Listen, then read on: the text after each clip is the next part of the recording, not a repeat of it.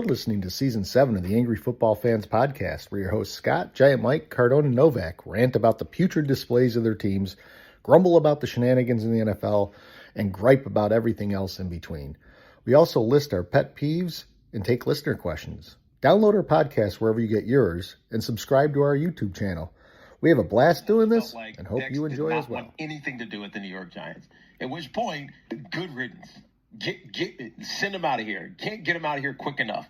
I think John Harbaugh making a very quick determination. This is with Joe Shane and Donald Ponte, obviously, that Dexter Lawrence did not want to be the Giants. They kicked him out of the door as quickly as possible, and it's the best thing that they could have done. And I said this 2 weeks ago. Dex, by the way he played, having nothing else, no other input, by the way he played, started to make himself a villain last football season. He was just dogging it. Like, you just see it. Carl Banks called him out. We played that audio a couple of weeks ago as well. When it got to the offseason, and now he's holding out, he's demanding a trade, he's just being malcontent with this team that has paid him, helped him become a star in this league, Giant fans fully turned him into a villain. Oh, yeah. And so, trust me, no Giant fan is going to miss him. So that is Tiki Barber talking about Dexter Lawrence getting traded, calling him from his play last year as being a villain, and that he didn't give full effort, and that the Giant fans aren't going to miss him. I kind of disagree that Giant fans aren't going to miss him. I don't think we're going to like him being a malcontent, and I think what this shows is that John Harbaugh is not going to put up with malcontents. He said in his opening presser he wants guys that want to play and want to be here, and he's proven that with Dexter. So we're going to get into the Dexter situation because this podcast, we normally don't do a pre-draft podcast. This is both a pre-draft and a Dexter Lawrence trade impact recap. We are the three Angry Giant fans and a Jet fan, and it's your host Scott. We don't have Giant Mike. We got Cardone and Jets fan Novak. So Giant Mike is MIA right now. But guys, season 7's kicked off with a bang. Damn. Got the draft. We're going to have a lot of action tomorrow. We are going to do a draft recap Sunday. So guys, be on the lookout for 2 pods in a row here in the off season. Welcome back, boys. It's great to be back. We were just talking before we came on, man. It's I got to shake some of the rust off, but as soon as we start talking football, it's mid-season. Here we go. So yeah. I'm just thrilled to be joining you guys again for another season of Three Angry Giant fans and Jet fan Novak. So this is the chaos continues with our pod. So happy to bring it to our listeners. Happy to be with you guys, and let's get it going, man. So happy to get a new season started. I'm excited. This is great. I mean, I'm glad we're doing this before because there's a lot that we've been off for a couple of months and a lot has happened over the last couple of months. When you really think about it, beyond just trades and free agency, there's, stuff going on with both of our teams. I'm excited to talk about it. So let's get it rolling. So Scott, I'm sure you're going to do a shout out, but I'm excited. I am not going to do a shout out because we haven't had any episodes since January. But what I am going to do is I'm going to give a plug. So last night I did something I normally don't do. I'm not a draftnik, but I was asked to be on a live stream from a podcast called the Guys Sports Night. So it's Guys Sports Night with a KNIGHT rather than N. They're Cleveland Browns fans, and we had a panel of 7 of us up there talking about the draft and prospects, and it was a live stream, and it went for almost 3 hours. And the 3 hours went by quickly. It was a fun time, good discussion. Cardone, you're going to love this. Intern Darren sort of fucked us in the beginning. The first 5 minutes, I couldn't get on the live stream because of technical difficulties. Was it the same guy who runs the Whopper over at the, one of our favorite taverns over there on? So once I got on the live stream, things started rolling after that. But the first impression was that the Angry Giant fan doesn't know what the hell's going on from a technology standpoint. It was pretty. I did watch the first hour, and it was funny because they started the thing off. The guys did their introductions, and they go, and last but not least, Scott from the Three Angry Giant fan Jet fan podcast, and Scott was going, and then he went off screen, and they're like, oh, I guess Scott's got difficulties, and then he came back in. Oh, so Scott, you were the Whopper guy, is what you're saying. That's I what- was yeah. I was the one that fucked You were the everything Whopper up, guy. yeah. Sorry, But I was thinking that it was yeah. kudos to Scott. He did a good job. He represented us well. They were all look, I gotta tell you, I would have been intimidated as hell to be on that thing because these guys were breaking down defensive backs from Western Michigan in the 7th round. Like it was, and Scott held his own. So well done, Scott. The best part of the night, Cardone, we had a Chargers fan on there. So Oh, yeah, the she was great. The panelist was 2 Chiefs fans, 2 Giants fans, a Charger fan, and 2 Browns fans. A Steeler fan. And a Steeler fan, yeah, and a Steeler fan too. And That's not even a good poker hand right there. That's terrible. So. and we were talking about the Cardinals and their trade down possibilities, maybe even with the Chiefs. And the host said, "Well, we were looking for a Cardinals fan, but where does one find a Cardinals fan?" And I'm thinking to myself the whole time, "You found a Chargers fan? What the hell?" So hey, I got to ask you, Scott. So during the draft, was Africa by Toto playing it all in the background? What was the music theme in the background? There's a backstory here for our listeners. Like a number of years ago, we used to always gather at Scott's house for a live draft. It's one of the best days of the year. And I know I don't play anymore, so yes, finally around the 5th round, one of the guys during a pause or something said, like, "What the fuck are we listening to? We had the soft rock on the entire time." So no one knew it was, and it happened to just be like Africa, Toto's Africa, where we just by the 5th round, I think we had a bunch of disgruntled guys already, and we needed some hard rock or something to kind of get the juices flowing. And we're listening to Sade, Smooth Operator or something. I think we were rocking like Ambrosia and Bread and a couple of these others, and we're like, what are we doing? What like are we listening to? 12 guys listening to Ambrosia. Let's get out of here. Mm-hmm. If I knew at the time that I was cutting edge, I could have started the yacht rock experience That's back right. then. Yeah, that's true. Which I'm kind of railing on myself here because I love yacht rock. I do. I listen to it. Same. So guys, getting to football, Dexter Lawrence was traded. He was traded straight up for the number 10 pick to the Cincinnati Bengals, which is an interesting twist because obviously, we know the Max Crosby situation where he was traded, then not traded. And then Cincinnati ended up trading their strong defensive player to the Raiders. So they're down a defensive guy. They jump back into the fray by getting Dexter Lawrence, and the Giants give up a 10 pick. And looking at it on face value, I love it because Dexter Lawrence is 28 years old. He's coming off an injury season. He's coming off a season where he also had, let's say he had a pretty bad attitude. I mean, Carl Banks did call him out several times during the season for his lack of effort. And, Dex is one of those guys, even 4 or 5 years ago, they'd go to his locker and talk to him and he'd say, man, I'm not a leader. I'm here to play ball, and that's okay in certain situations. But then when you become a malcontent, that kind of stuff turns pretty quickly. And I could see, I love Dexter Lawrence. It's sad that he's leaving. Luckily I didn't buy a Dexter Lawrence jersey because usually that's the kiss of death. This just happened on its own, but getting the 5 and the 10 pick is really good. And I'll tell you this, Novak will like this stat. Joe Shane is the only GM in NFL history to have 2 top 10 picks in 2 separate years. You know why? Because most GMs that do that get canned before they have a chance to do it a second time. Yeah, well, and his other time was Evan Neal and Thibodeau, so it's not like he hit it out of the park with that other one. So I remember being thrilled when we got Neal. I think it was number 7, right? The Giants had the fifth and they took Tibbs at 7, 5 and Neal at 7, and I remember being thrilled. But but Scott, how you sometimes you don't you don't know exactly how you're going to react to hearing some news about your own team, right? So when I got the news on Saturday night that the trade occurred, my instincts was just good riddance, man. Goodbye. It wasn't. I felt more thrilled about getting another top 10 pick than I was holding on to Dexter. So I was actually I was happy about it, Scott. So same thing I think as you. Where now we can go out and get another. I looked at it this way. The Giants, they have 7 wins combined the last 2 years with Lawrence on the roster, right? So you're not a left tackle. You're not a defensive end. You're certainly not a quarterback or one of those top guys. So I had a list of, and it was a very short list in the offseason of about 8, maybe 10 guys that like you wanted, like that have to come back. Like once we got Harbaugh as the coach, I'm like, this team, you knew the roster was going to be turned upside down. So I made a list of about 10 guys. I think probably the same guys every other Giant fan probably has on their list.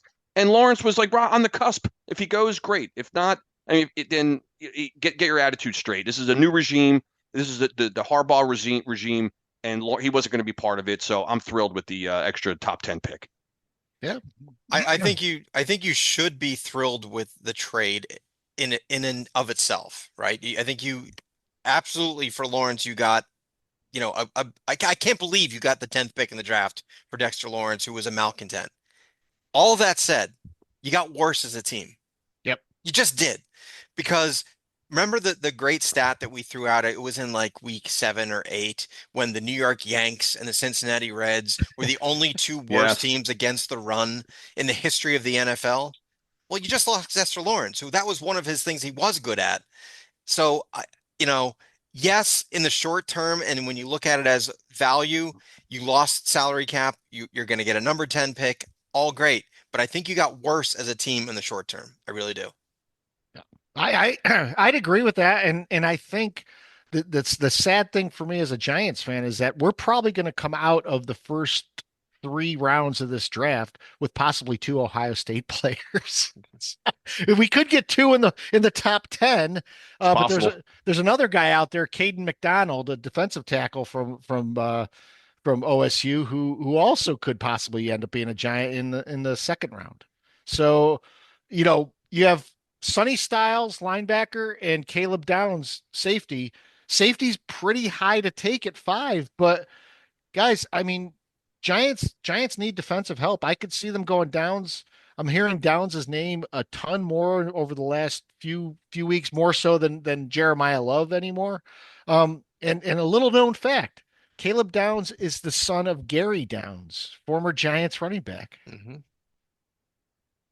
So we got a little bit of a family tree there with Downs, but yeah, I'm okay with taking Ohio State guys. I may not like that program as a fan. I'm certainly not a fan of Ohio State, but they produce some pretty damn good NFL players. So if we can grab 2 guys from Ohio State, I think that's a win right there for sure. So yeah, I don't know. This is I've been asked by friends and coworkers and just where before we even had the Lawrence traded and picking at 10, like who, and I wasn't sure. I didn't have a guy at 5 even like, oh, this is absolutely who the Giants need. This is who they're going to get.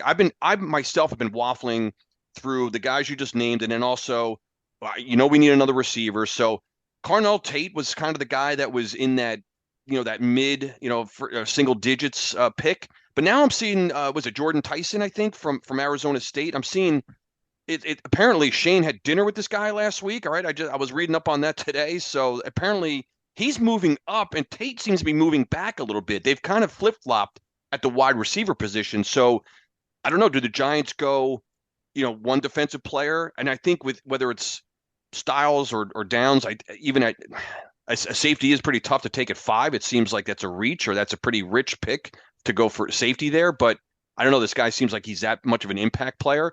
And again, I have to go back and look at some articles and some things on the guys. I can't quite remember from the season, how much of an impact player, he was at safety. But I don't know. It's going to be interesting to see what direction the Giants going. Is Tate Ohio State as well? He is, right? He is Carnell Tate. Yeah. He's Ohio State. Yeah. I think you're going to go receiver with your second pick, which is going to screw the Jets because we need a receiver with our second pick. So you've got the 3 big ones, which are Tate, Dyson, and Lemon. And I think those 3 are going to be gone now by the time the Jets draft at 16. So this trade actually hurt me because I think the Giants will go wide receiver with your second pick. I could be completely wrong. And you do need to now fix the defense now that you've lost your second or third best defensive player. I don't know I don't remember seeing a D tackle that was projected to be in the top 10. So maybe you get someone in the second round or something like that. But yeah, it'll be interesting with the Giants, which was great for us tomorrow night. A quarter of the first 16 picks are or Jets New and York Giants, picks. Yeah, Yeah. right? I mean, which is great. It's going to be fun. It's going to be a lot of fun exciting. to watch and exciting and to see what transpires. But yeah, what the Giants do at 10 is going to really affect what the Jets do at 16. Yeah. The interesting thing about number 10 is that the Giants also, because they need help on the line, they don't have a guard right now. They could go for Francis Mayoga, Mauigoa, yeah, yeah, Mayoga, hmm from Miami. Miami. Oh, Miami. He's a tackle in college, but he also played guard, and he projects to a guard in the pros. The weirdest thing to me about this draft, and I don't think that there's a more than 3 to 4 guys in this draft who are going to be superstars. hmm I put Mendoza in that camp too. I think Mendoza is a guy who probably be the third or fourth quarterback off the board in most years. You get past 10, 12, 14, and even within those 14 picks, you're looking at possibly 3 to 4 busts, I think. So this draft is very low on star potential, but you look at rounds 3 through 7, you can find a lot of value out there, and you're going to see, I think, out of this draft, more fifth and sixth rounders become household names than any other draft, because it's like 3 through 7. It's just a big pool of players, but there's a lot of depth there at certain positions. Wide receivers, one of them, offensive lines, one of them, but they're second tier guys right now. I mean, I saw an article that said next year's draft, not just get to quarterbacks, even though there's 10 that could come out next year that are draft worthy in the first 2 rounds, could be the greatest draft of all time. I mean, that Yeah. says something, which is exciting for me because the Jets have 3 picks in the first round next year. Don't forget they say Jeremiah Smith from Ohio, again, another Ohio State, could be the best receiver we've seen in the last 20 years. Yeah. Someone was saying. So next year's draft is going to be exciting. But you're right, Scott. I think this is deep.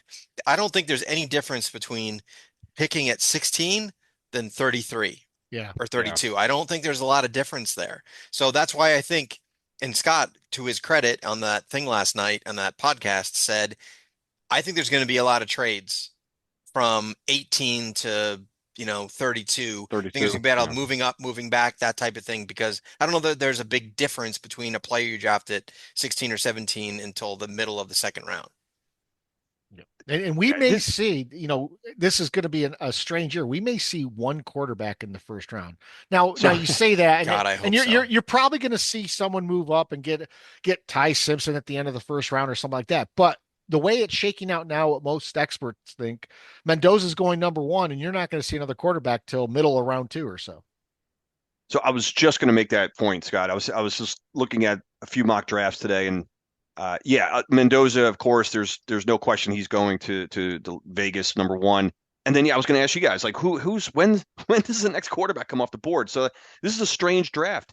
It's very rare do you have a year where at least there's not at least one other quarterback that comes out, somewhere in the first round. So this is really an just an odd year where you don't have you don't have a top quarterback outside of Mendoza, and then like you were just saying, Novak, middle to late first round is going to be really interesting. So this is really the draft. I mean, like the first night, I'll watch all 32 picks. It's you kind of stay up and watch for the whole first round, and then and then like the second round too, and then that's where, like Scott, you were saying, the third rounds through 3 through 7. You just look to see, like, oh, Giants drafted what position? Like, I don't know those freaking guys. That's where I'd have to go, tap into the live stream guys from last night to figure out who's coming from Western my Michigan. God. Yeah, I mean, good God, these guys were breaking down guys that, I mean, programs I barely knew were Division One. It was out of control. So I will be linking the live stream to our show notes tonight. So for those of you that want to go watch it, it was a good watch. It was good. Thoroughly enjoyed it. We're talking about the Giants at 5 and 10, but Novak. Yeah. I mean, the Jets are at 2. The Jets have 2 picks in the first round. I have a feeling the Giants fucked the Jets twice this year. I think they fucked them when they beat the Raiders, which Correct. really they had no choice but to beat the Raiders in that game, if anyone Yep. watched that game. And then the second one, you just mentioned it, that trade going to number 10, they could possibly take now a player that the Jets want. And I worry about the Jets at number 2, because I think you're in a tough position there, because if you go Bailey, he's a sure thing. And if you go Reese is the guy I'm looking at in this entire first round to be the biggest bust.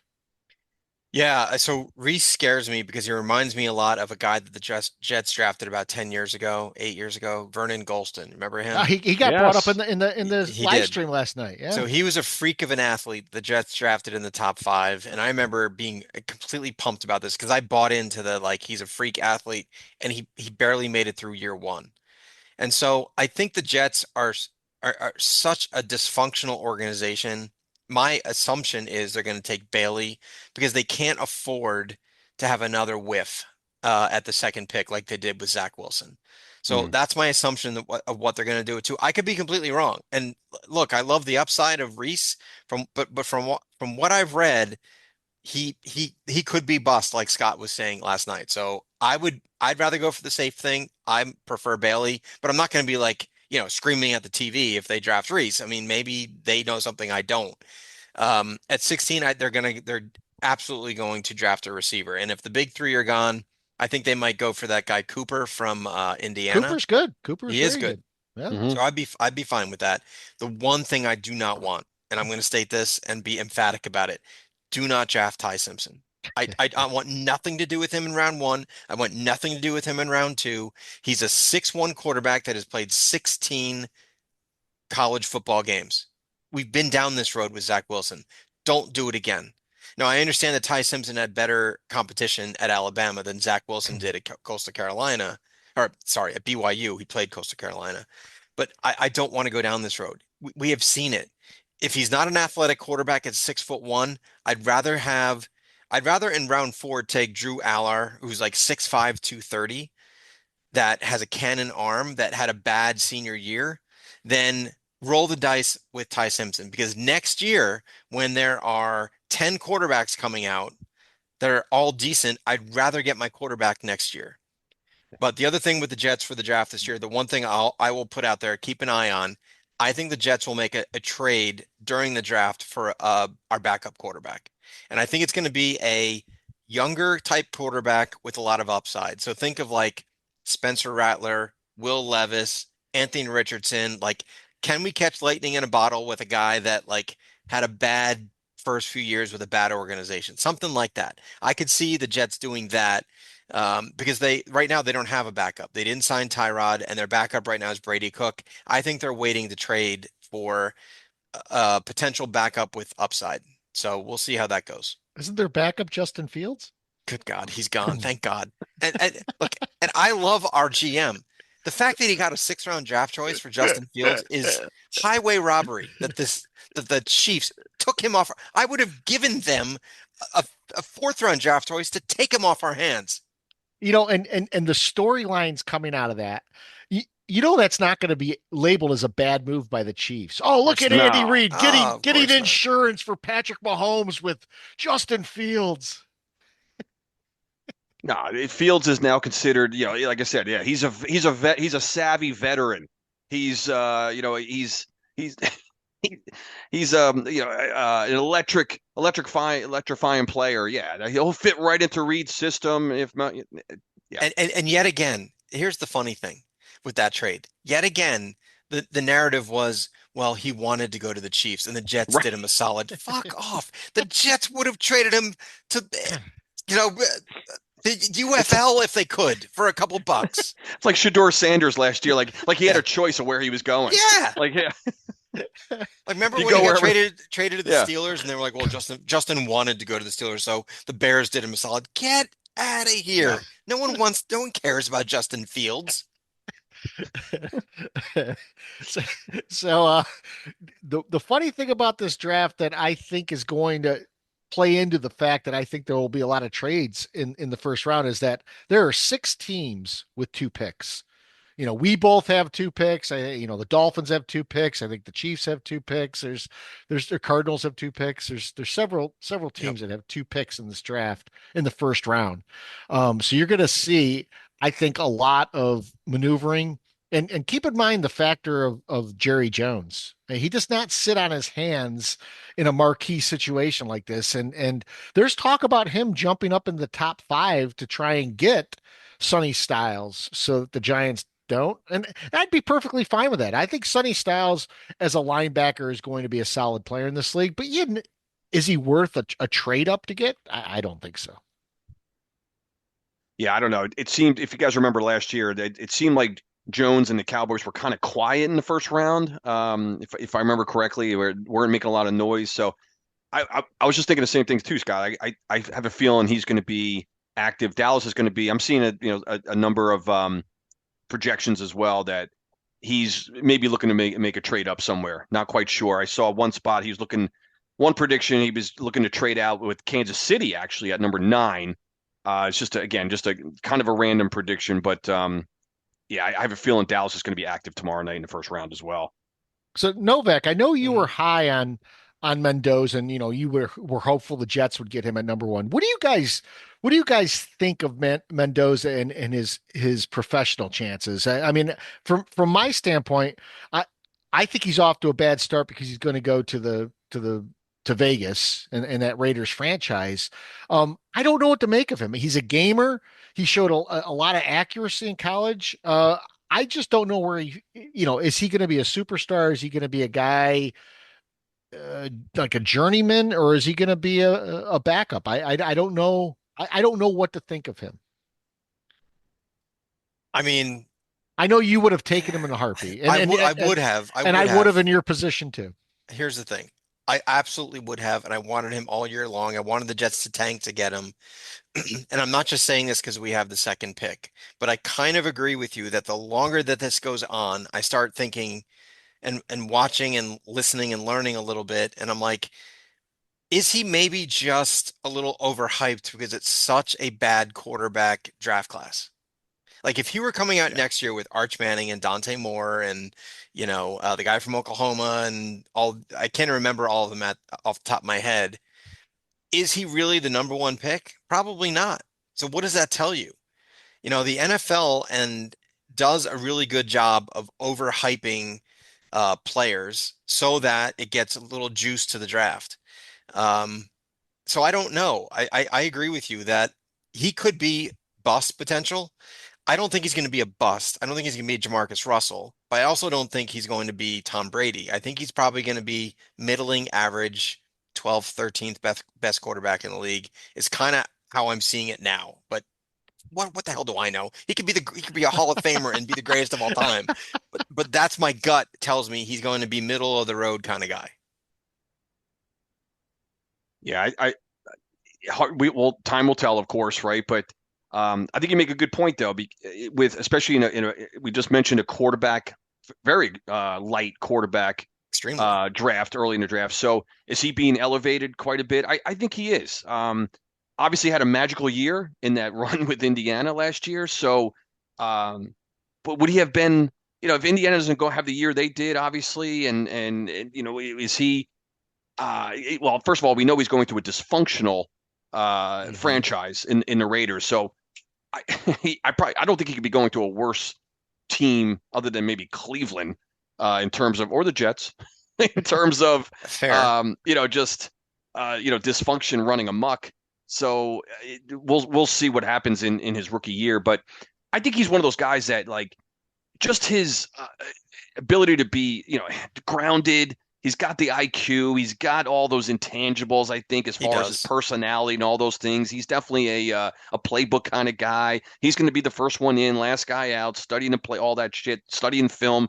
He's going to be one of those guys. So what that means on an NFL field, though, is we'll soon find out. But yeah, I think for the first year, especially with that team, can't expect much from the guy. But I think if you want to project further out, maybe the first 5 years of his career, I think he'll be middle of the pack. I think he'll be Yeah. like maybe, Kirk he'll Cousins. be, it's funny you said that. I had Cousins in my head. Yep. I almost was going to say Trevor Lawrence, but I think Lawrence is, even maybe Lawrence. even above, Yeah.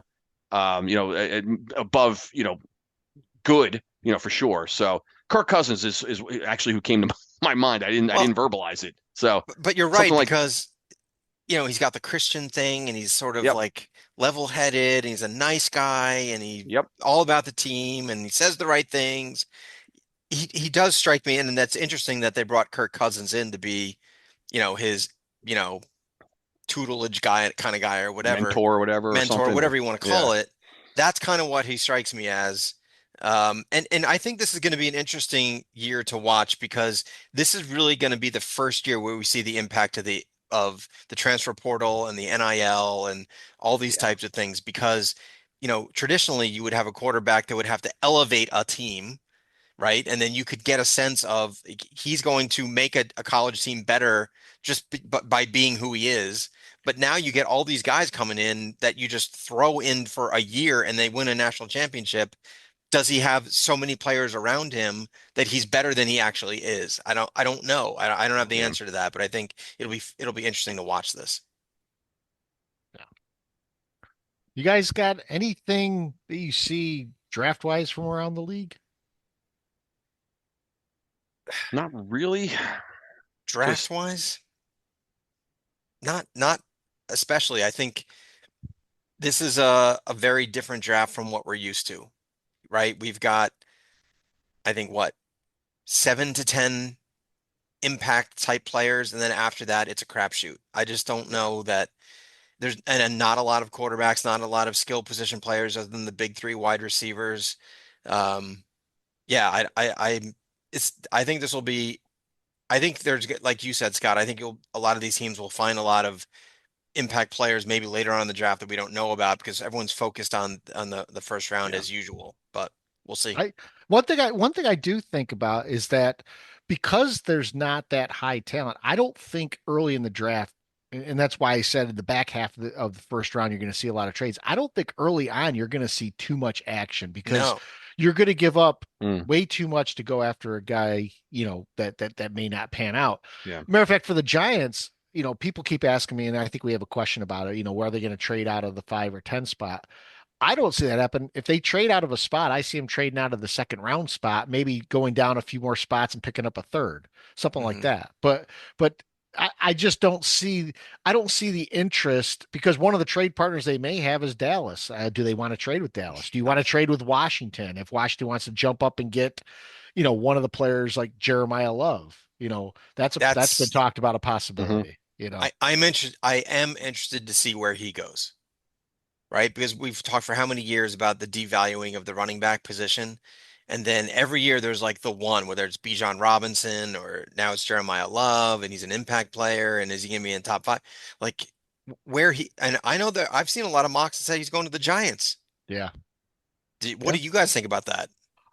The problem I have with Love coming to the Giants, especially now that Lawrence has been traded, is I don't see running back as a huge need. Now, I'm not saying that we're the strongest team at running back, but Tracy is more than he's better than average in my book. And then you got Scatabo. You still have Singletary on the roster. Those three guys alone are adequate enough, I think, to have a Yeah. decent rushing attack.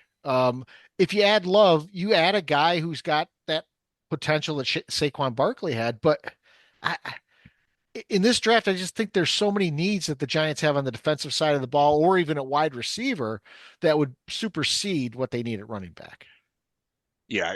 Novak, you made a point before about how porous the Giants were against the run, so Hmm. I would, if they were to draft Love, I would not, I would be pissed actually. I really would be. Yeah, I don't think that would be a good use of a number five or even a number 10 pick if he drops that fall. I mean, I've seen a lot of mocks where he's going to Tennessee at number 4. yeah, I saw that I too. see him in that slot quite a bit. Obviously a great player, but not what we need. Just not in terms of our top priorities. Need to desperately get better defensively. We have a lot of holes, of course, but I'd be okay. I want to see. It's weird because if you ask me tomorrow night, I might change my mind because I mentioned even earlier. I want another receiver, so that's having that extra pick allows us to maybe pick a receiver either at 5 or 10. But at the same time, if we went defense and both those picks, I think that's a wise decision too. So this is going to be interesting. It's going to be Giants need a lot Yeah. on obviously on both sides of the ball. I mean, that goes without saying. We know that. And You know what? I was gonna say that because, when you get Harbaugh, you kind of like for a short time you think it covers up a lot of issues that the Giants have. And a coach can't cover the fact that they're weak at wide receiver, right? You don't have any offensive line depth. You've got a good, at least starting five, but I don't think you have much depth there. Your defensive line is completely weakened now that you got Dexter Lawrence gone.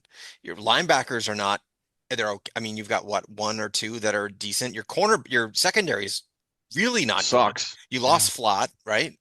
Lost flat. Yeah. We lost. So there's more holes to the Giants. Just because they got John Harbaugh doesn't mean they're all of a sudden going to be great. I think they will be a lot better, but you do have a lot of holes.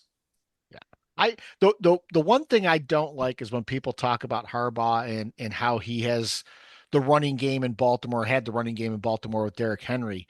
One of my biggest complaints about Harbaugh actually is that I thought it might not have been him. It was the offensive coordinator more so, but I thought the Ravens abandoned the run way too often. They Yep. had Derrick Henry, and late in games they're getting cute throwing the ball. It's like run the friggin' ball with Henry. I would love the Giants to do that, and that it concerns me that Harbaugh won't do that with the Giants. So that's one of the things about taking Love that gives me pause. Is that he actually going to be used when they need to close a game out?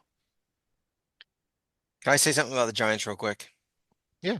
Okay. And this is like, so we get a lot of feedback that we don't disagree with each other very much, but I'm going to disagree on one thing here. And this is probably going to bite my ass for the next 16 weeks. I don't like Dart. I Mm. don't. I find him douchey. Yeah. I really do. And I Yeah. understand. And you know what? I know. Jet fan, I'm jealous. I probably am because he's good and he's going to be great and the whole thing. I find him to be douchey. I just do. This offseason has confirmed it for me between the stupid clothes that he wears Yeah. and the girlfriend that looks like she's fake, like AI generated, and something about him rubs me the wrong way. And I don't know why. It's probably because I'm a Jet fan. I don't like him. I just don't. So I want you guys to win. I'm rooting for you guys to win. I don't like him. I'm just saying. Novak, you really shouldn't like, the quarterback of a lot of other teams. I mean, Dart to me, if he's on the Cowboys, I'm saying the same exact things you are. I'm like, look at this Definitely. Instagram douche.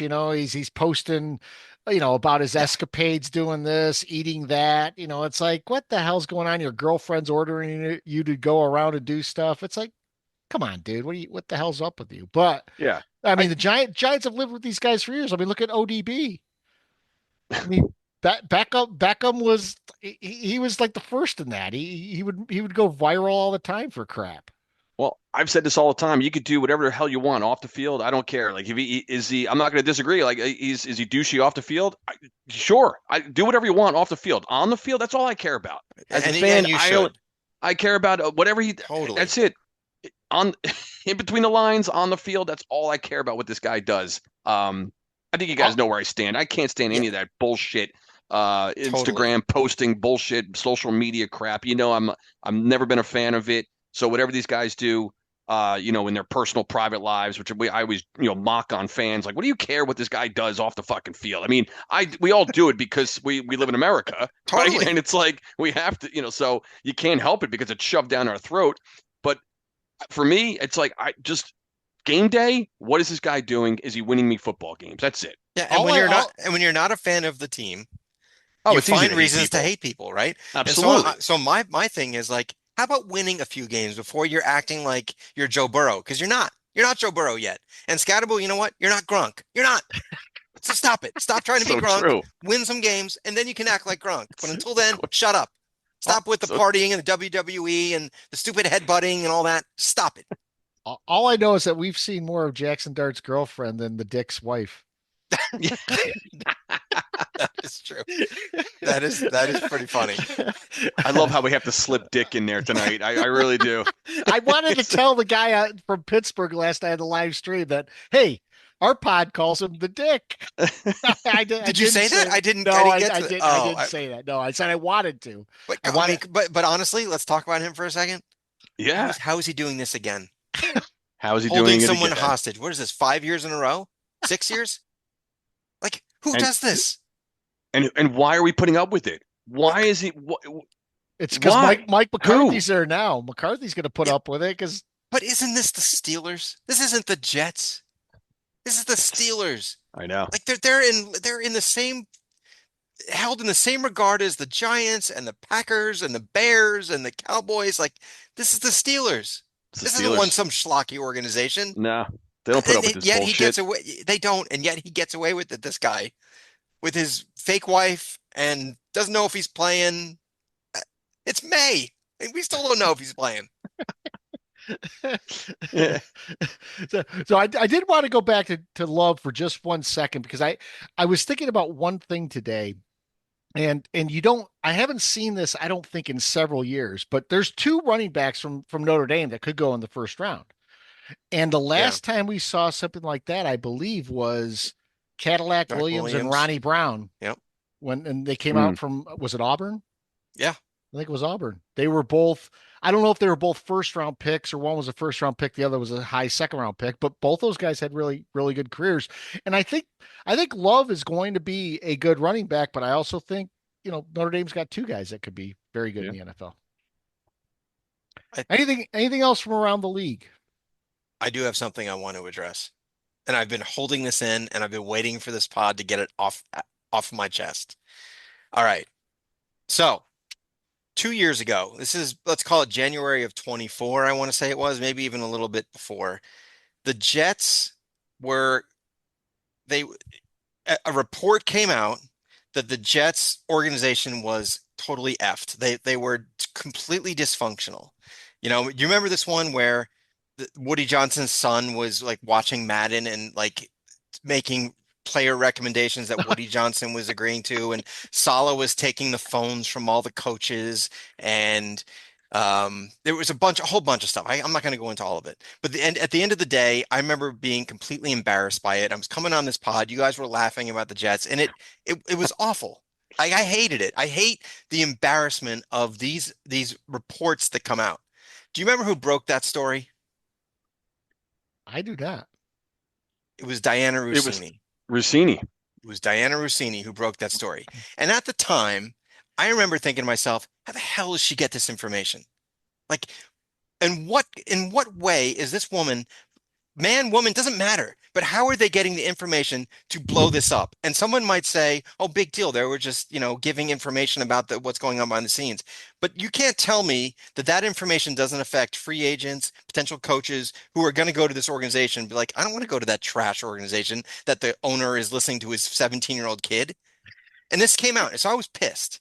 So when this whole Roussini Vrabel thing came out, and is anyone on an AI or a chat GPT or anything like that?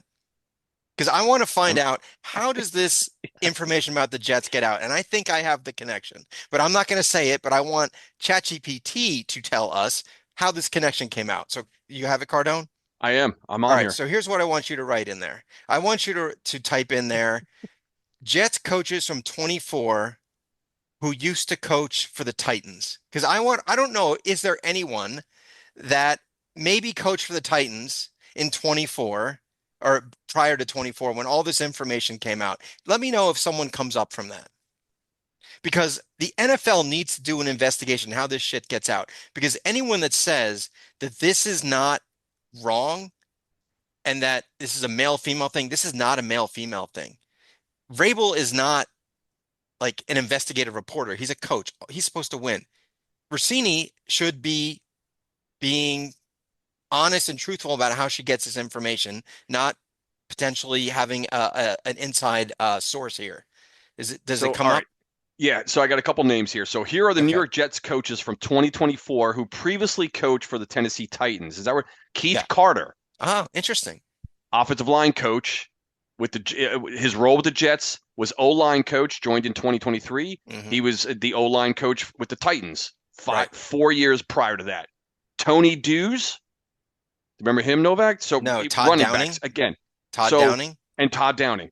Okay. So those were the three names that ChatGPT so now came back with. Cardone, ask, what is Todd Downing doing now? Out of curiosity, because I really don't know what Todd Downing is doing right now. Is he a coach somewhere? This could be a new segment on our pod here. I like this. That's right. Investigative reporting. Just curious because, As of 2025, Todd Downing, wide receivers coach for the New England Patriots. Oh, what do you know? Todd Downing is coaching for Mike Vrabel, who also Todd Downing was the coach during all of that time, who was also previously with Mike Vrabel. Mhm. So how are people not connecting the dots here? I'm not saying that Todd Downing did anything wrong, but you can't tell me that Todd Downing is not texting Mike Vrabel going, uh, this place is so effed up that the owners is taking, you know, eh, you know, ideas from Mhm. his kid who's playing Madden, and Saleh is like taking the phones from all the coaches. This is out of control, and he's telling Roussini who's breaking the story. You've Tell me how that is not possibly what goes down here in this whole world. And like everyone is now making this a male female thing. And I'm going to say this again. This is not a male female thing at all. the only It thing is we're not. missing right now is a Scooby snack. You've just solved the like this is No, we need Todd Downing to rip his mask off and show, yeah. like he's an old If it man, weren't and for you it ends up meddling being Todd kids, I Downing. would. I'm just Novak I Novak has was to rip his mask off. I was Todd all I Downing. can tell you is at the time that this all came out, I was embarrassed as hell. I was pissed off. I hate the fact that we're a joke organization. And I was thinking, how the hell is she getting this information to blow this up and blow this organization up? I think we have just uncovered it. So that's my little take here. Well, No, it's great. and from my standpoint, I just thought Vrabel, was doing this with Rossini to get brownie points with Kraft. And that's the other thing too. How does the Patriots continue to get away with this shit from Deflategate to Spygate to the Whack Shack with Kraft and Aaron Hernandez? They seemingly can't be ever called out.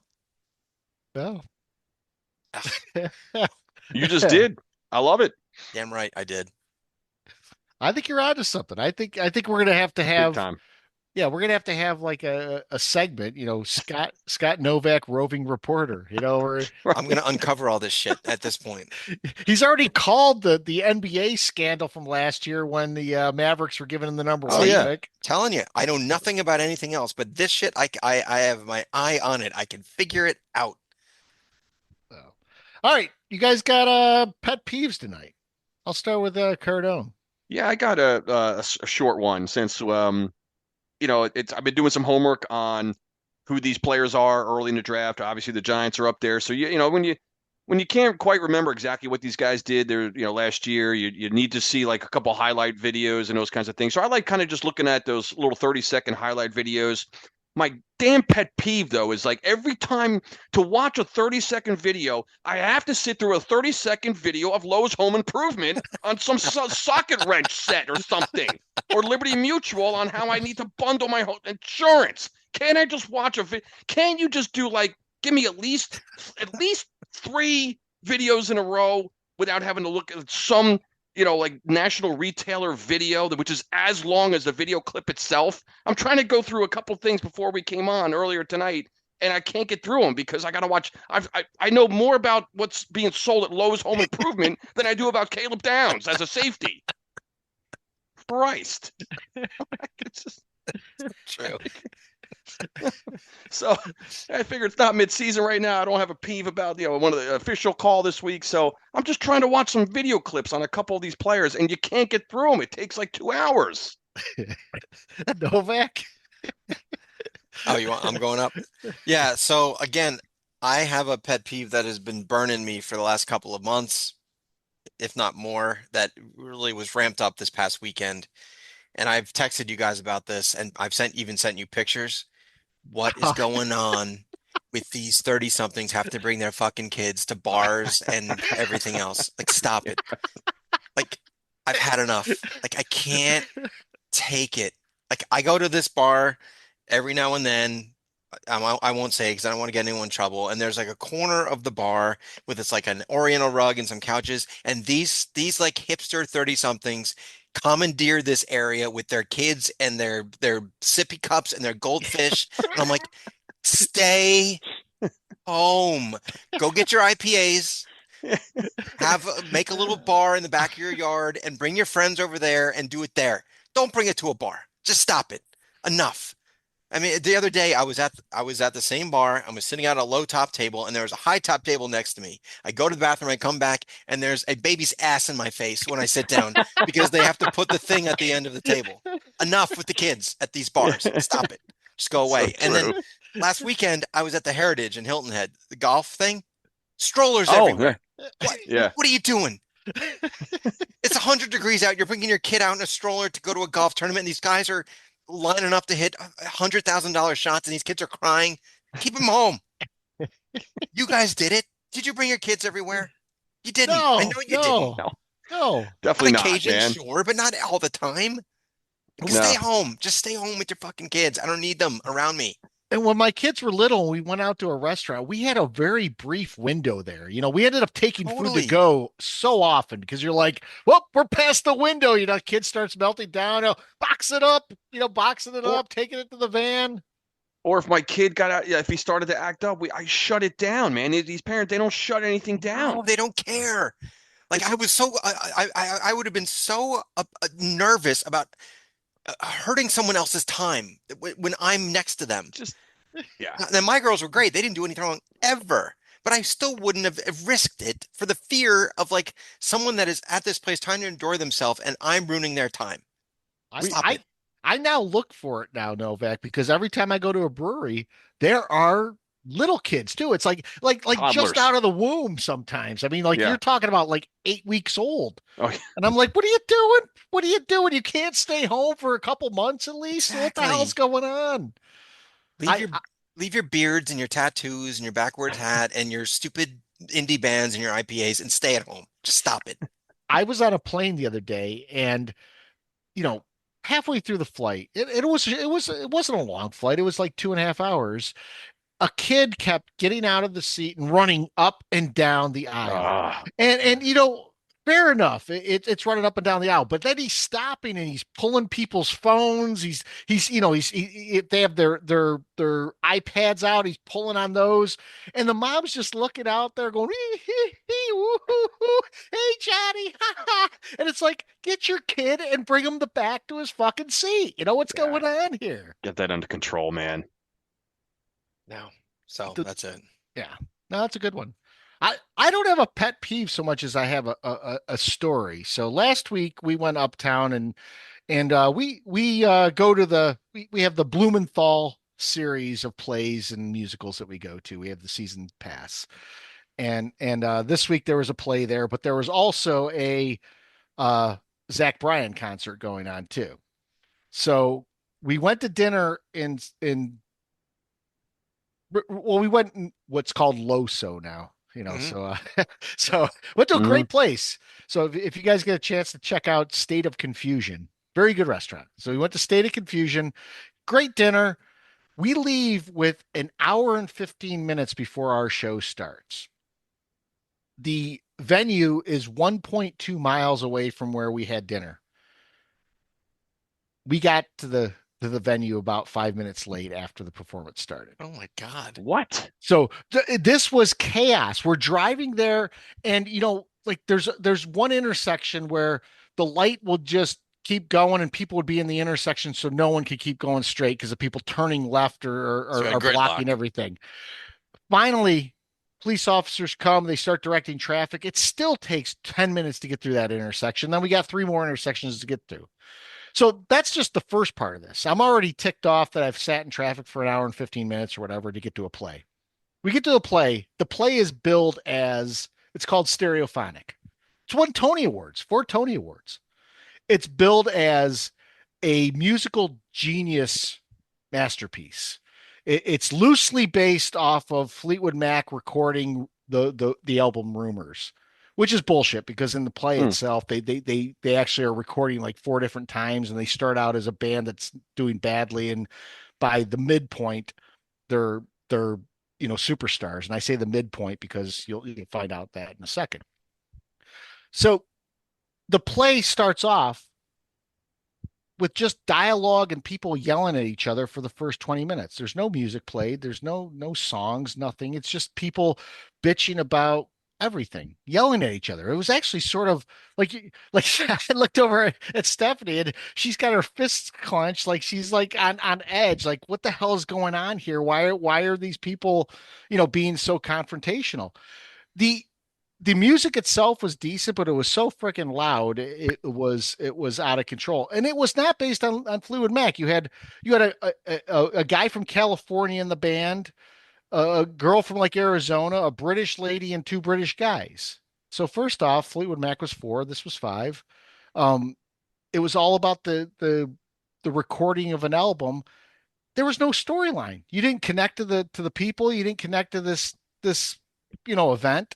So I mentioned to you Saturday night. This was Saturday night. The Dexter Lawrence trade happens. So the lights come up after about an hour and a half, and Steph and I are like, "This is how bad the play was." We're like, "Is it over?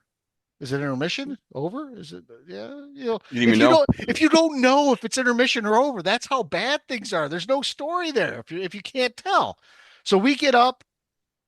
I look at my phone. It's been blowing up, and the people we were with, they were in seats different from us. They're like, "Hey, you guys want to leave?" First time I've ever left a movie or a play. We left at Wow. intermission. Damn. And when we left, it was like the end of a Knicks game. People are spewing out of the exits. Just angry? No, I thought to myself, well, maybe I just didn't get this. Maybe other people did. It was us and about 35 other people, and everyone else was like, what the fuck did I just watch? That bad. That was that bad. We ended up Wow. going across the street and getting ice cream, and we're sitting on a park bench enjoying our ice cream, watching the NBA games at a local restaurant that were there right next to us. We're like, this is fantastic. This beats the last hour and a half of my life I can't get back. So it's not really a pet peeve. It's just, guys, I've never had an experience of a play or a movie be that bad. And I've seen some bad movies before, but you're sitting in a movie sometimes and you're like, this has to get better, or I have to see the end of this. Yeah. Sounds like me going to a Jet game. It's got to get better. And this is boring as hell. What the hell are we doing? I got to get the hell out of here. So the first time ever in my life, I've walked out of a theater before the show's over. Nice. That's pretty wild.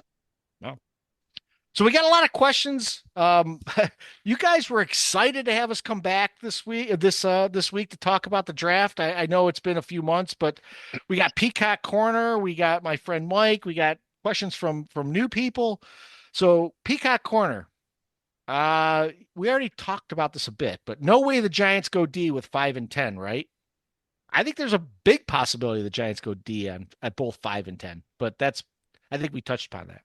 Yeah. How soon in the draft will the Jets make the inevitably bad decision and take Ty Simpson? They won't. And if they do, I'm over. I'm out. I'm done. I'm going to be throwing stuff. I'm going to be kicking stuff. I'm going to be screaming, yelling, and I will not be able to wait for this pod next week. They better not take Ty Simpson. I'm telling you. This is not Justin Fields level, but it's next level. The only way I would be okay with Ty Simpson is if they took him with our second pick in the second round, and someone will tell me this does not preclude us from taking a quarterback next year if he sucks. So if you do not lock in with this guy. If he's great, fine. But a lot of conditions, Novak. I know. Cardone, I don't want it. I don't like a short quarterback who's played 15 games. It scares the fuck out of me. I don't want this guy. Did you hear that Ty Simpson was offered like an outrageous amount of NIL money to stay? Yeah, because if he went in next year, he'd be like the 12th quarterback in the third round. So that's why I don't want him. Exactly. Again, just like we were talking about with Mendoza, he's elevated because there's hardly any quarterbacks out there. Yes. Same thing with Carson Beck, all these guys. Agreed. If the Jets want to take a quarterback in the 4th or 5th round as a project and try to get lightning in a bottle, go for it. Sure. I'm fine with that. You guys think Carson Beck will ever be a starter? No. I do not. Absolutely not. No. I don't know that he's even a backup. I do not see that at all. No. There's a guy, and I don't know his name. I probably should. From Arkansas? No, North Dakota State. Oh yeah, that guy. Yeah. Guy looks like a beast. I mean, he looks like Josh Allen. Yeah. Yeah. And if Carson Wentz could have, because didn't Carson Wentz go to North Dakota State? He did. But so did Who's the 49er guy that got traded to the Cowboys? Oh, Trey Oh, Lance? Trey Trey Trey Lance. Lance. Lance was Yeah. Yeah. North Dakota State. Yeah, he was. For some reason, I thought he was somewhere different. But all right, the last question I think we also touched upon. But if Love is there at 5, do we take him? If Love is there and Downs and Styles are gone, I think we might take Love. But I don't see both Downs and Styles being gone, so I don't think we take Love. I don't think Styles maybe. I don't think Downs would be gone by 5. And even with that, Scott, I don't know. I still think I'd rather grab a receiver at 5 than even over Love, just because of the position and our immediate need. But like I said earlier, I think I'd be pissed if we grab Love at number 5. I think he's going to be a great player. I just don't think we need to address so many other things. Yeah. Now my friend Mike asks, Giants, Jets, first round picks. Any thoughts of trading them? Um, I think the Jets would want to trade out of number 2. The Giants, too. I think, would want to trade out of number 10 if they could go maybe down to 14 or so, but I just don't see there being trading partners. You need 2 to trade. Yeah. For the Jets, I would absolutely trade out of 2 back to like 4. So like if the Titans really want Jeremiah Love or something like that, and we can get a second round pick and move back 2 spots, sure. And then at 10, if the big 3 receivers, Tate, Lemon, and Dyson are gone, Nice. I would want to trade back from 10 and get Cooper at like 22 or something like that. So yes, I would want that. He also I like where the asks, Giants are. I mean, I like our picks. I'm sorry. I don't think the Giants are going to be actively looking to move, and now they'd have to. Now you don't know what kind of offers they may get, but it would have to be a pretty solid and big time offer. I think I'm comfortable where they are right now. I personally would rather not see them move from either 5 or 10. I like both of them. and I do not want to see them trade with the Cowboys or the Commanders. No, I just don't like trading in your own division. You just don't. It's something about that. I just don't like doing that. Even if you feel like you might get the better, end of that. I just there's something about trading with teams in your own division. I makes me nervous. It just makes me nervous. He also asks, well, he says Zay Flowers thinks Harbaugh has a training camp that is too hard. What are our thoughts on that? Guys, look, after the run that the Giants have had, I will take structure. I will take a disciplinary action. I will take a coach who says, I want players to be here and holds them to it. I don't know what Zay Flowers' work ethic is like. I don't really care about this, but for me, I just like I've been impressed with everything about John Harbaugh. I know we're going to get a question in a minute here about Harbaugh, but I like Harbaugh. I like his attitude. I like the things he says. I think he's earned the right in with his resume and what he's accomplished, a Super Bowl champion, playoffs. His we know his resume. So, yeah, I'm certainly not going to listen to his Zay Flowers over what I think John Harbaugh is. So that holds no freaking credibility whatsoever. Who the fuck is Zay Flowers, right? I mean, come on. So I'm not going to hold that with any. That's not going to carry any weight at all. So, and Coughlin was a hard ass, right? For we that was well documented. I think the year he finally calmed down, we won, Super Bowl that year. But it was well documented how what a tight ass he was. But that was no Harbaugh can do. He can run his training camp however I think he sees fit. So the guys earned it. The Yeah. Giants needed this kind of guy. I mean, you had Carter Yeah. falling asleep in meetings, neighbors popping off. Yep. You got Dexter Lawrence bitching about everything. Like Burns was on the sidelines, like looking like he didn't want to be anywhere. You need someone that's going to command that kind of thing. Like, and then he's going to deal with this coffee boy, Joe Shane. Like, no, you need Harbaugh. Yeah, I agree. Um, who Mike also asks who's flying under the radar for the Jets or Giants to get in the draft. This goes probably to deeper prospects than we normally go into. There are a couple guys that through the research I had to do for the live stream last night that I really do have in mind for the Giants. One of them is a tackle out of Boston College, Jude Bowery. They could have him in a later round, and another guy is a smaller school player. He's a defensive tackle, so he could take over for where Dex was, but that's Caleb Proctor out of Southeast Louisiana. Those are two guys that are on the radar. I'm not going to go into twitch, their fast twitch motors or their loose hips or anything like that, but those are guys I've identified.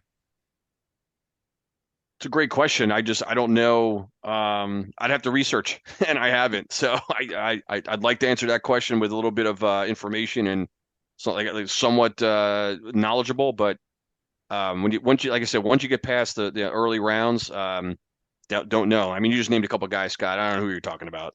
So.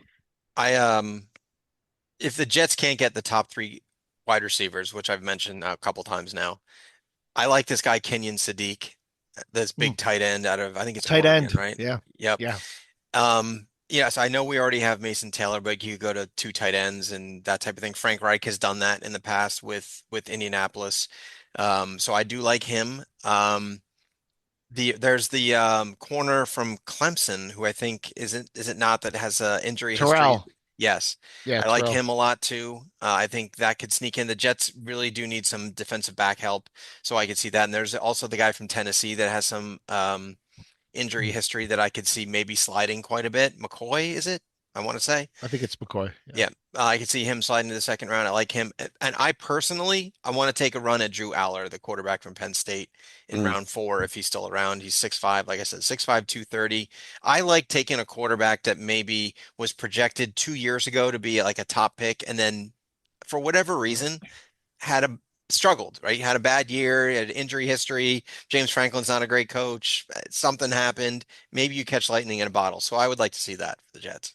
Yeah, it's funny because when I hear the talk about Ty Simpson, I look at Clemson's Cade Klubnik and I say the guy underachieved, some of his career, but he's probably still a better prospect in my mind than Ty Simpson.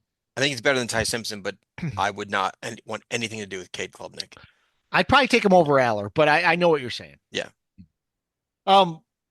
This one's for Novak. So Mike also asks that there's been a lot of memes going around about this since the team he's talking about has been on a ravenous losing streak lately, but should the Mets fire the GM, the manager, or both? It's not the manager's fault. He was given this ridiculous team, which is so poorly constructed. So it's the GM's issue, but you got to fire the manager too. So I would get rid of them both. The Mets suck ass. And here I am popping off a year ago about there's a new sheriff in town in New York, and yet again I just got kicked in the nuts with another sport. Unbelievable. I just Meanwhile, can't win. You can have Aaron Boone if you want, because I despise him and the Yankees. All the Yankees do is, they sit in first place. They're already like they'll be in the playoffs again, and I cannot stand Aaron Boone. It's just it's ridiculous when you think about just the state of these two teams. Aaron Boone doesn't do anything. No, he's just a puppet. I mean, let's be honest. No, he doesn't even make the lineup. Analytics. No, analytics. You got Jazz Chisholm who doesn't know the fucking rules. It's just amazing. It's just professional athletes. They're a miracle. Joke. So we have Peacock who listens to us. That's a Cowboys fan. We have Coons. That's a Cowboys fan. We have a lot of non-Giant listeners, and we got Jessica and Dave Rask in Minnesota. I think Dave's a Vikings fan and Jessica's a Broncos fan. So two non-Giant fans. They've asked a slew of questions here. So will Joe Shane be fired after the draft? And I kick this around. The Giants don't generally do that. So for me, once they retain Shane, I think Shane is here till the end of the year. Whether I like that, agree with that or not, I think that's what's happening. I think Harbaugh's running the show. I thought it was very telling when Dexter Lawrence's agent, the way he worded it, he said, well, we're not going to talk to Joe Shane. And I told Dexter, do not talk to John Harbaugh, and he's not allowed to talk to me. So they bypassed the entire power structure. And the one thing was clear. We didn't get into this about the Dexter thing, but one thing here was clear. Dexter didn't want to be a Giant. They offered him money. Yeah. He turned it down. then refuse to even negotiate again. So when Dexter, if he even tries to say, "Well, I wanted to be a Giant," bullshit. You didn't Yeah. want to be a Giant. No, Shane's not going anywhere now. I mean, when they fired Dayball, he would have. I thought, a lot of us thought he was going to be sent his, packing back then as soon as the season ended. So, no, he's the GM for better or for worse right now. But like you said, Scott, it's Harbaugh's team right now. I think in terms of personnel and such, and Shane's just the coffee boy. He I mean, is. he's the That's how moniker. that's how That's his this thing moniker right now. So yeah, that's how this thing went down. yeah, Right? He goes to Harbaugh and he says he didn't want to play here. Well, you know what, Shane, get your coffee, get your little backpack, go in your room, yep, get on the phones, make a bunch of calls, see if you yeah. can get a deal. Come back to me when you get the best deal you can get. He comes back, says I can get a 10 from Cincinnati. Fine, you do that. That's So it. this is not a GM. He is a No, coffee boy. He does it whatever Harbaugh says, and if they have a bad year, guess who's going to be the first fucking one out of this giant organization? Joe Shane. I I'm laughing because I just love that nickname. I'm gonna use it constantly. I think Coffee Boy is great. I want Shane to stick around just for the comedy of Novak every week because I hate Joe Shane. I he's dead really on. do. Yeah. He's dead on. Oh, With the backpack thing, the more he talks about, the more I see the clips of him strapping on the backpack like he's going yeah, off to class or something. It's Do you remember like the press conference? yes. Right, yeah. we have Jim Harbaugh. He's my new boss, and he's here.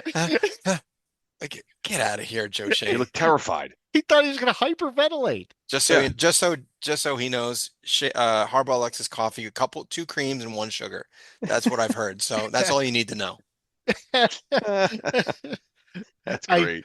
I think we touched upon the next one. The question is, we trade away Dex. So how are we going to replace that kind of productivity? I don't know if we replace that productivity. I think what you do is you just add talent and hope that the two pieces you get at 5 and 10 over time end up surpassing what Dexter did. I will say this. The picks you get in the first round right now are cost controlled. So anyone you get in the first 3, 4 rounds of this draft are going to be cheaper than what you would pay Dex. I think Lawrence, he was on the decline.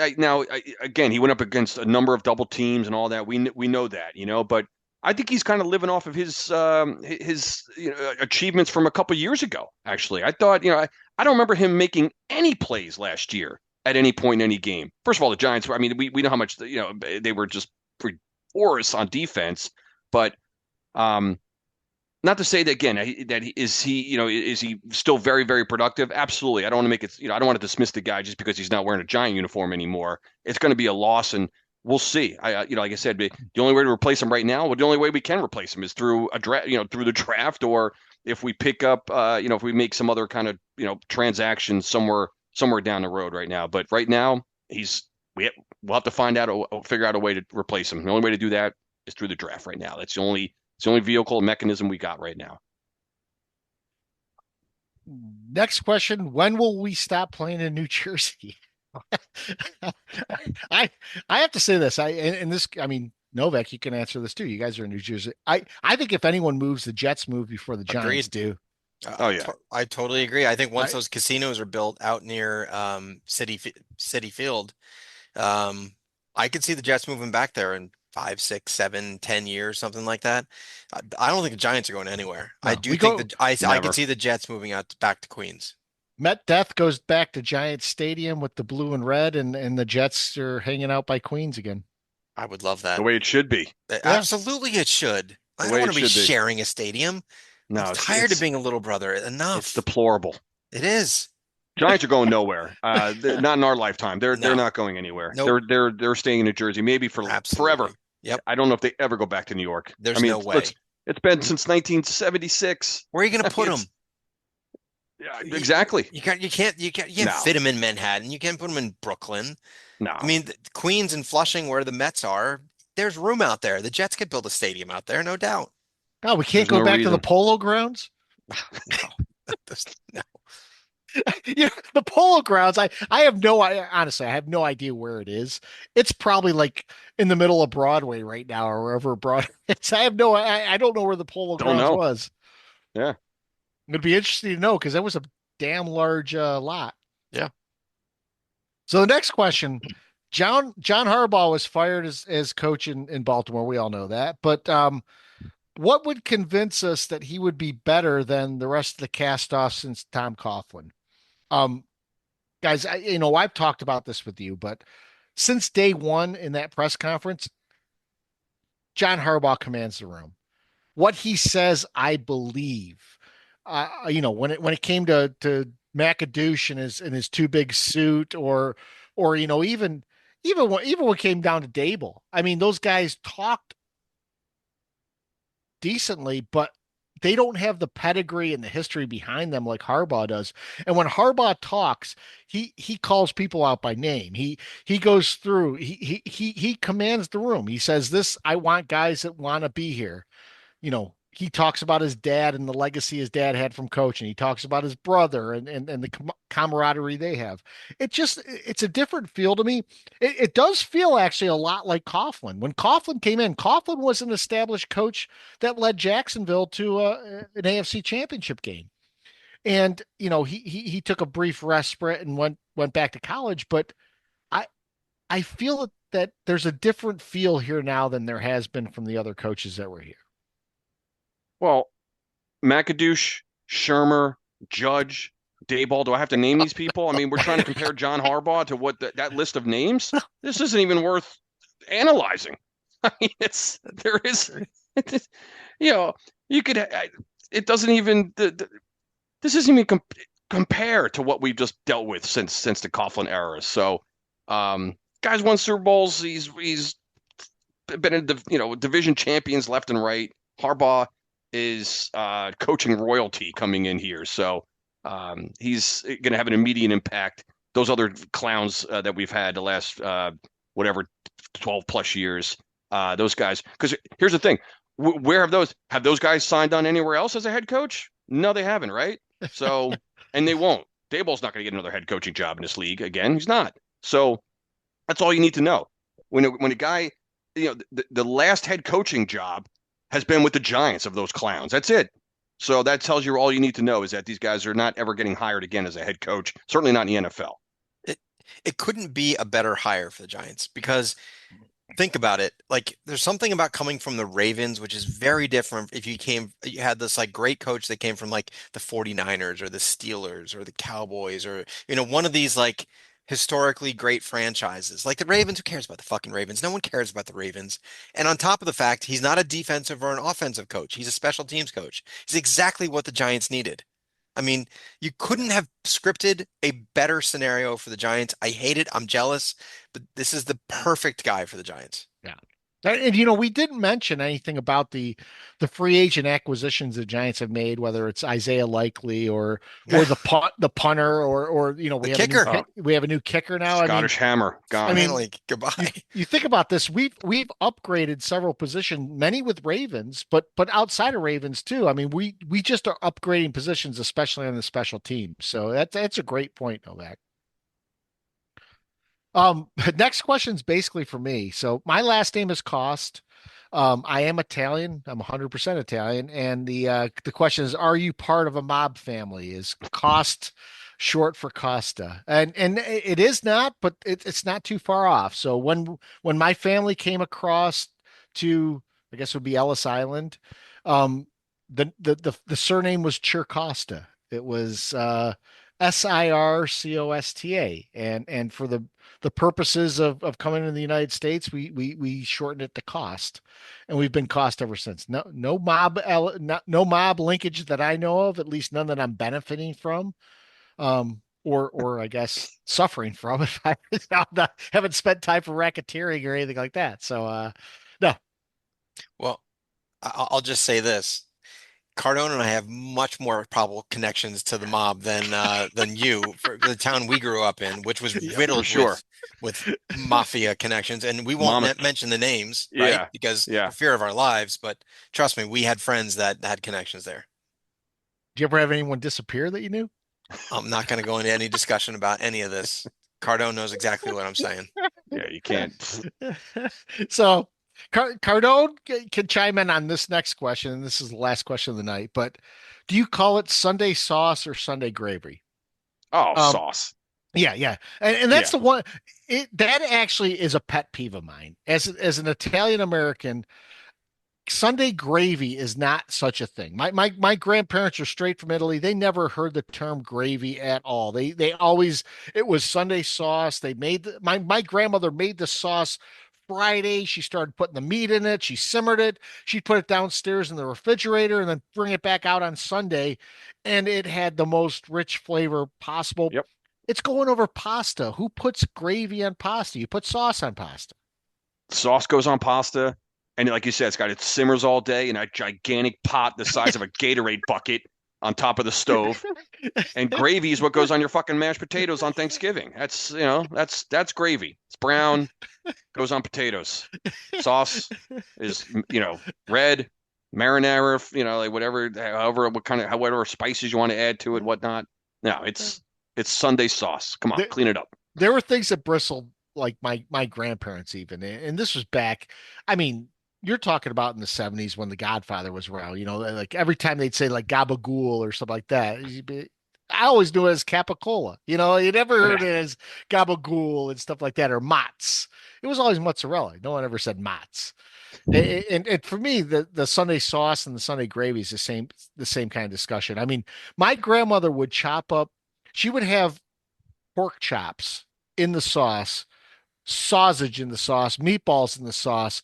And as a kid, I just remember loving dipping in there and just getting the ladle and whatever came out and went on my spaghetti. It was fantastic. The pork chops would melt in your mouth. The meatballs are fantastic. The sausage was out of this world. I'm getting hungry just thinking about it. Yeah. So, I'm not Italian, so Sunday sauce in my house was like a Bloody Mary and then a rum and Coke with my old man. But Right on. when the Jets were on, had to get hammered to watch the Jets. So, I laughed about the live stream going 2.5 hours. We've gone an hour and a half with little content whatsoever. But we Yeah. did go through the draft prospects tonight. You guys got anything else? I don't. That were my notes. Novak. I don't think I Yeah. do. No, I think we covered a lot of it. All I can say is I'm excited about this draft. It's going to be a lot of fun. With the Jets and Giants having multiple picks, and Yep. it's kind of more fun when you don't know how it's all going to play out. And I think after one, I don't even know who the Jets are taking it to. I have no idea. I think Yeah. Bailey, but I have no idea. Mm-hmm. It's gonna be fun. And this might be the first year too that number one pick. There's been others, but the number one pick is not in question at all. No. You know who the Raiders The are Jets picking. are on the Oh, right. clock. I mean, let's be honest. Yeah, Yeah. yeah, for sure. Yeah. The funny thing will be how long it takes the Raiders to make that pick. Are they going to sit there and let It's the so clock? annoying. It is annoying. Yeah. Here's the question. How long is it going to take us to be annoyed by the draft? Oh, I'll be shit. annoyed in the 5 minutes? draft 2 No, minutes? before it starts because you're going to have all that bullshit with the band playing. You're gonna introduce like the Well, they always well, introduce these groups and things like that beforehand. It's like what the hell is when they going show the on here? pockets of each fan base, you know what I mean? Like they're all kind of like they all have their own little section, like they're all roped off with each other. Like they're gonna that's gonna piss me off. This is Well, in and Pittsburgh, right? it's in Pittsburgh. So It's in Pitt. when the Ravens, Bengals, and Browns pick, Goodell's going to Yeah. walk out with like a a cancer Oh, yeah. kid or something like that. Like that's Yeah. exactly what's going to happen because he Yeah. doesn't want to get because he knows that he's going to get booed. Even I'm tired of Goodell being booed. Even like it's boring. Exactly. It's boring. Let him It's just make the pick and just move on. people don't even know why they're booing. They don't even know. No, Like they let me don't just go with know. the herd here. Let me just. Oh, wow, the crowd's booing. Oh, it's Goodell. Yeah, boo. What are you booing? Like what? Why? We're as annoyed about the NFL too in a lot of things. Am I going to boo Yeah. Goodell? No, we still love Exactly. the sport. We love the game. Like what? What does it matter? Stop it. So guys, from a house cleaning standpoint, we will be back on Sunday night this week to go over the draft results. We'll see if there's any Jets picked with odd names that I could make fun of, but I'm sure there will. we will we'll delve into those picks the best that we can from what we know. I'm sure the 6th and 7th rounders we have no idea about, but I think it's going to be a wild night tomorrow night. I'm Mhm. looking forward. It's one of the drafts I'm looking forward to, not just because the Giants have two picks, but I know I'm going to be sitting there watching to see, do the Giants jump back into the back half of the first round? Do they trade down? Are Yep. people going to be moving up and down? I think it's going to be fantastic. Yeah. No, there's always at least one something. There's always something that shocks you, I think, Mhm. every year. So I don't think tomorrow will be any different. Agreed. Yeah. Boys, kicking off season 7 in style. That's it. Right Look forward on. to having Mike back on Sunday. Yep. We'll get Yep. Mike on Sunday. All right, boys. All right, guys. See ya. All right, we'll see you.